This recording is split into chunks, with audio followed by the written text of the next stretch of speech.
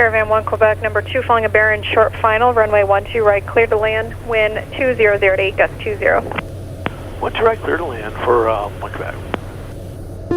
At 150 knots or below, I put in the second flap setting of 20 degrees flaps. Bearing 183, turn left, taxiway Bravo 5, and contact ground 121.8. Have a good day. All right, so left Bravo 5 and over to ground 20 at 1.8. Both fuel valves are open, props full forward, flaps are set for landing, autopilot yaw dampers disconnected, and the landing lights are on. 500.